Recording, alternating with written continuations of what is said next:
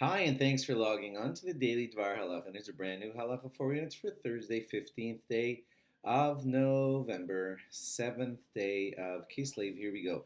I promised that we would get to the nitty gritty of some set examples of when you should and shouldn't deviate from the custom of a shul around you. These are guidelines handed down by Rav Moshe Feinstein Zatzal.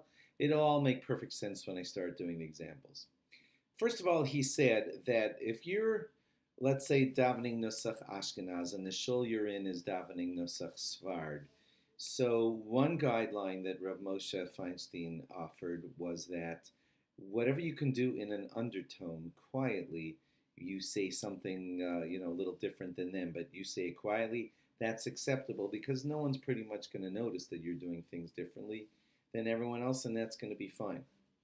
He did say though that Psuke de Zimra, that's the parts with the ashreis and the halalukas, and also the blessings that surround Kriya Shema or Shema. He said those you should do in the fashion that the minyan around you does, because those are somewhat said out loud, and people are going to hear if you're doing it differently than everybody else.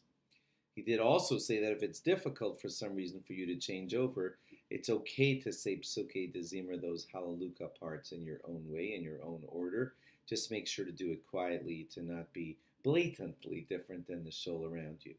When it comes to Ashamnu, if you're Ashkenaz and you're suddenly in a shul where everybody's saying Ashamnu after the Shmona Esrei, and your custom is not to do that, and they're saying Hashem, Hashem, Keil Rachum, so you should say it together with the congregation, just as they are doing. If it's the opposite and you're Sfard and you're going to say Ashamnu and you're in an Ashkenaz shul, you could say it in an undertone, but striking your chest as you say each one would not be appropriate because that would make it blatantly obvious that you're not doing what the shul is doing. If you're Sfard and you're in Ashkenaz shul where they don't say Hashem, Hashem, Keil Rachum, then you cannot say Hashem, Hashem, Keil Rachum. You need a minyan saying it your way to be able to say that, and you won't have one. If a chazan is davening in whichever shul he's davening in, he should daven his loud Shmona Esrei the way the congregation does. He should even do his quiet Shmona Esrei the way the congregation does, and that's because his quiet Shmona Esrei is viewed as kind of like a warm-up or practice for his loud Shmona Esrei. On Pesach night, if you're in a shul where they're all saying Hallel at the end of davening, it would be most appropriate for you to say Hallel along with them. Not all that wise an idea to walk out while they're all saying Hallel.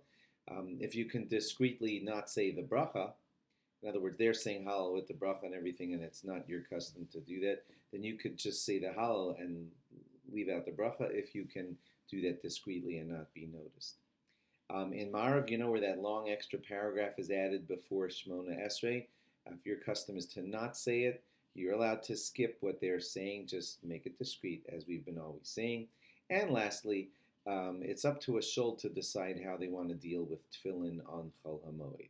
Some people do wear tefillin on Chol HaMoed and some don't. So the shul could just decide that we're allowing both.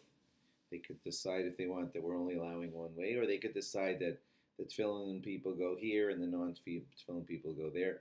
But you should follow whatever the shul is doing with regards to that. Okay, and that closes out our little unit on what to do when you have differing customs from the people around you.